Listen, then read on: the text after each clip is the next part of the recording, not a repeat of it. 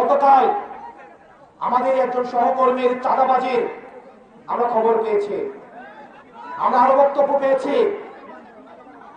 আমার এইসব আমার নিজের অন্য দলের চাঁদাবাজি যদি কেউ হয়ে থাকে তাহলে আপনারা তাকে ধরে থানায় দিয়ে আসবেন, আর আমার দলের চাঁদাবাজি যদি হয়ে থাকে তাকে আগে নিজেরা আপ্যায়ন করবেন, তারপরে থানায় দিয়ে আসবেন।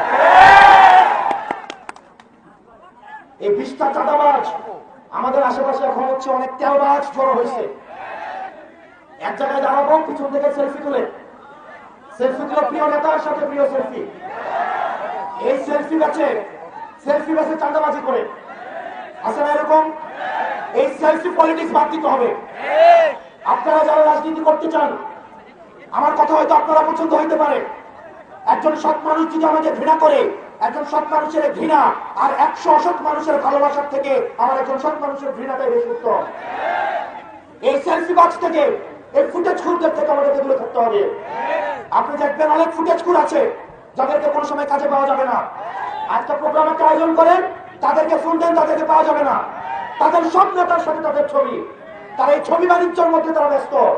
এই এলাকায় এসব ছবি বাণিজ্য যারা করে তাদেরকে চিহ্নিত করুন। যারা মন থেকে কাজ করে তারা সেলফি নিয়ে ব্যস্ত থাকে না, তারা এই ছবি নিয়ে ব্যস্ত থাকে না, এই ফুটেজবাজি নিয়ে ব্যস্ত থাকে না। আজকের পর থেকে আপনাদের এই শেরপুরবাসীর মাধ্যমে সারা বাংলাদেশকে বলবো, যারা রাজনীতি করতে চান এই সেলফি পলিটিক্স এগুলো থেকে আপনারা বের হয়ে আসুন। অনেক সময় দেখা যায় আমরা নিজেরাও চিনি না, পাশে আসে রাস্তা দিয়ে হাঁটি, সেলফি তুলে আমার নাকি একান্ত কর্মী, প্রিয় নেতার সাথে ওর সাথে নাকি আমার কমিটি নিয়ে আলোচনা হচ্ছে। এই জিনিসগুলো থেকে বের হয়ে আসতে হবে। মনে আছে আন্দোলনের সময় বলছিলাম, আমাদেরকে যখন হাসিনা বলতো বিকল্প নাকি খুঁজে পাওয়া যায় না, তখন আমরা বলছিলাম আমরাই বিকল্প।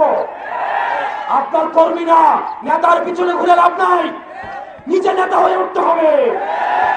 মনে রাখতে হবে আমাদের দেশে যেটা হয় ধ্রুব সত্য, নেতার ছেলে এসে নেতা হয়, কর্মী সবসময় কর্মী থেকে যায়।